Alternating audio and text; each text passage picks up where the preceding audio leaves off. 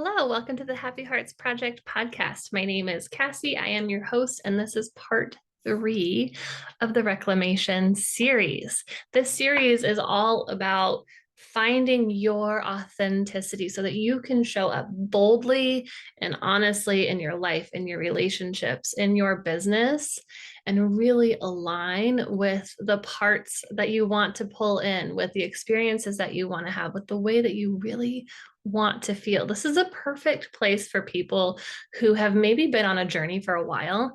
You've read a lot of books, you've maybe hired some coaches, you've been in therapy, and you're like still not really feeling better. And you're trying to understand, like, really, what is the gap between where you are and where you want to be? That is what I'm focusing on this week, because when you are not standing in your power, it's going to be a whole lot harder to get to where you're going. I compare it to like having a bad Uber driver.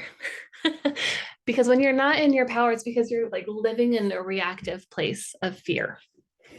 Your power is love. I think we can be so afraid to like utilize our power because we think we're going to abuse it, because we've seen people abuse power forever.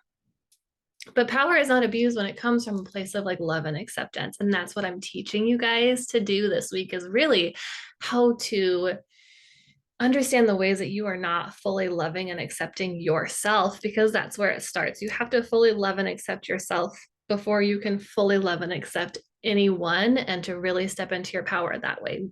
I tell my clients all the time, like, the most powerful person in the room is like the calmest. The most powerful person in the room is the person who is not afraid. It's the person who knows that like things are, every opportunity is something to learn from, to grow from. And so there's nothing to be afraid of.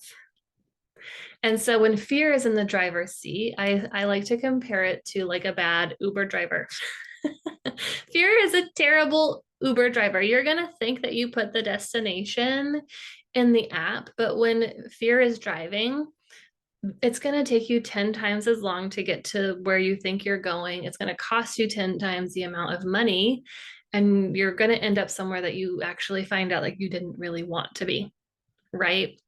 So we're really working on transitioning from that place of fear, that place of doubt, that place of limitation and lack, and instead really embracing the abundance of love and acceptance, because that is where your power lies. So if you're just now joining us, welcome. I'm so happy you're here. I encourage you to start with part 1, subscribe to my email list to get the supplemental journaling prompts that will help you walk through your own reclamation journey. I talk a lot about my own because I am an expert at my own journey.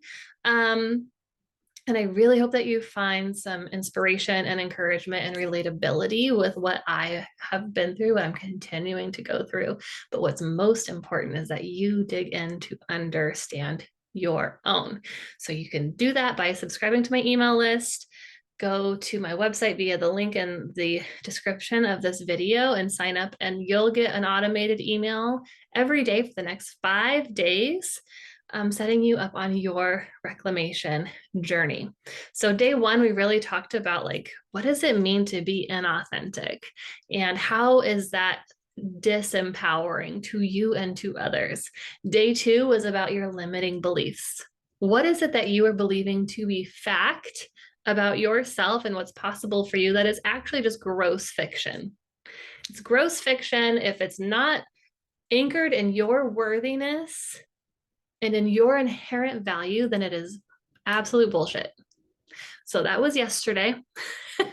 And today I really want to lean into some more of like, what is this worthiness, and what does it actually look like if you are showing up from a place of worthiness? So yesterday I pulled a couple of oracle cards for us. I want to do that again today. It was just really fun. And I always find like the oracle cards bring a unique perspective. Just spit one out at us. So let's see what it is. Oh, this is interesting. Okay. It's the sun. This is, I can already see how this comes to play. It's this yellow card. It's the rose oracle. So it has kind of a rose like spiral towards the middle. It's yellow, it's glowing, it's light, it's bright. It's got women kind of like dancing in these amazing flowy gowns. So it says the sun, joy, enjoyment, life force, success, vitality, play. This is a good one. And I'm glad that I pulled this one because it's reminding me of a really important aspect of what I'm going to talk about today. So I'm going to head and just set that to the side and get started with what I really wanted to touch on today.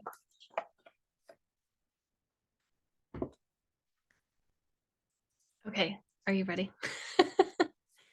I was reminiscing on a couple of years ago. I was about 6 months into my business. I was doing all the things I should be doing, and I just wasn't experiencing the growth that I thought that I would experience. And I went to get coached by a new business coach, and we were talking about the importance of relationship and sales, and how like selling is really just about building good relationships with people. And I said, okay, that part is easy for me. Like I know how to connect to people. I feel like I have like a magnetic draw. People want to be around me. Like I've kind of been like a popular version of myself for a long time. I've also been like bullied and like not always like super well liked, but the people who like me really like me. Right. And she said, well, if that's the case, then I imagine that you're probably playing small in your business. And I just I could not understand that. And I actually found it really infuriating. So I was like, that's not, how do I play bigger? Like, I'm already doing all the things. Like, I'm showing up, I'm offering to help, I'm giving value, I'm dancing on Instagram, I'm like offering free courses. Like, what would it mean to stop playing small? And now looking back, I realized what she was really saying to me was like, you're not standing in your value. You're not standing in your worth. You are looking for validation from your business and from clients. Sorry about that.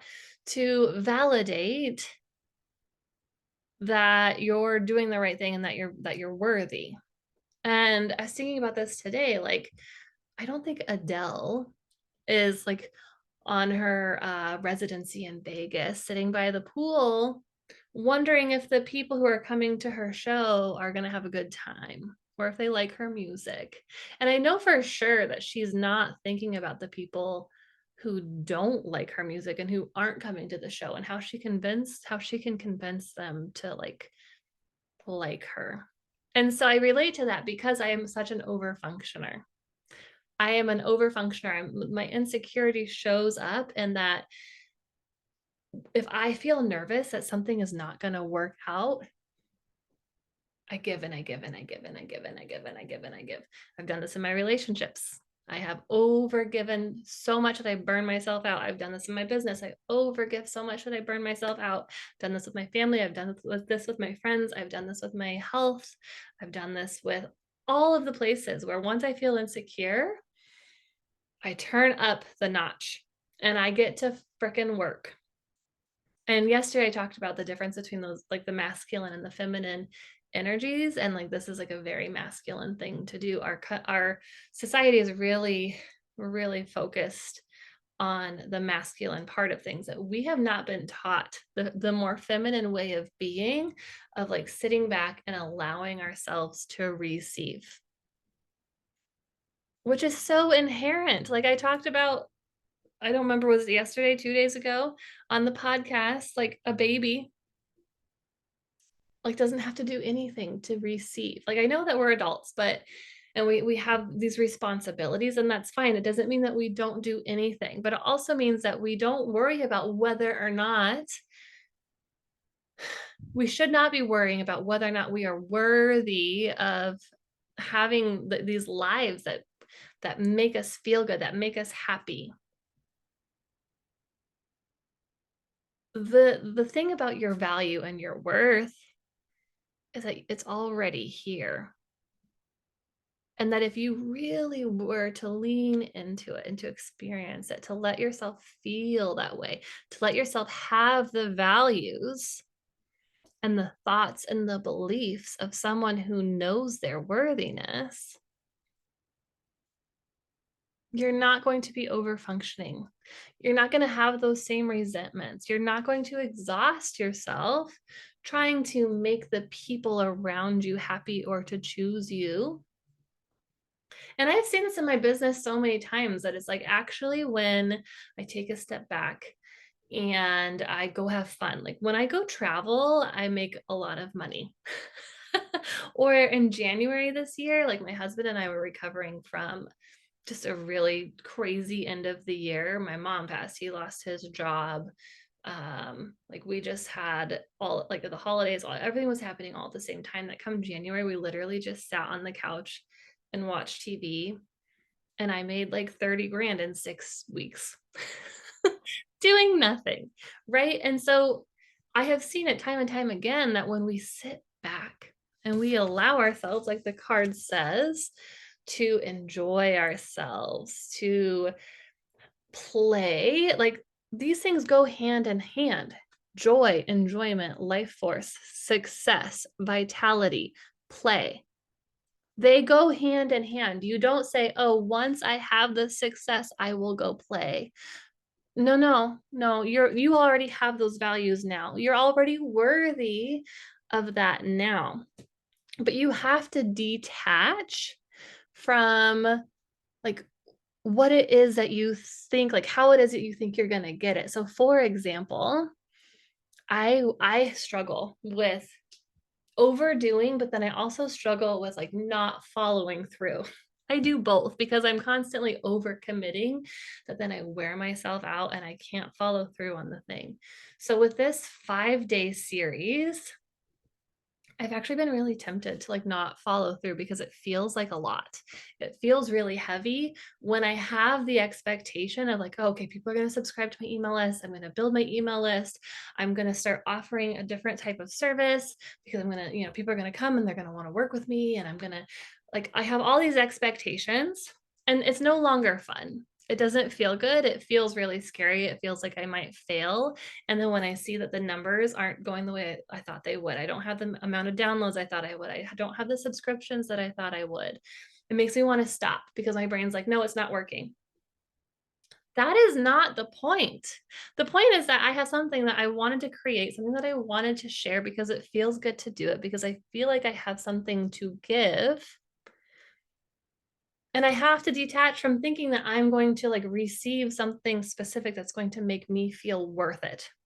I'm worth it now. I'm worthy whether or not 5 people or 500 people listen to this podcast episode. And so that is how I have to detach, right? Like, of course, I have goals. Of course, I have places that I want to be, but I get to feel good now. And I get to show up to this podcast as if 500 people are listening to it, as if everyone is running to download my email list, like all the journal prompts that I was talking about earlier. If I just shut the mission down because I decide it's not working, I will never follow through on something. I will never gain the lesson of the experience, regardless of whether or not I get the exact results that I thought I would get from it. Okay, so what I'm really saying is like the value comes now. The worthiness is here now. You turn it on. And then you show up with that detached from how it's going to be reciprocated to you. That's what I'm doing with this 5-day series. That's what I'm going to help you do with the journal prompts that you're getting today. So if you are not yet subscribed, go subscribe. I'm happy you're here. And I have to take a client call in 3 minutes, so I have to hop. Did not give myself a lot of time. But that's kind of just my recipe for success is I kind of need a little bit of pressure. If I give myself too much time, I will lollygag and be a perfectionist and not like actually finish. So here we go, guys. I'm bringing this to completion. Be on the lookout for the next day's journal prompts in your email list. Please leave me a review. Give me a shout out on Instagram. Maybe reply to one of my emails if that feels good. Just let me know that you're here so that I can send you some love. Okay. Talk to you soon.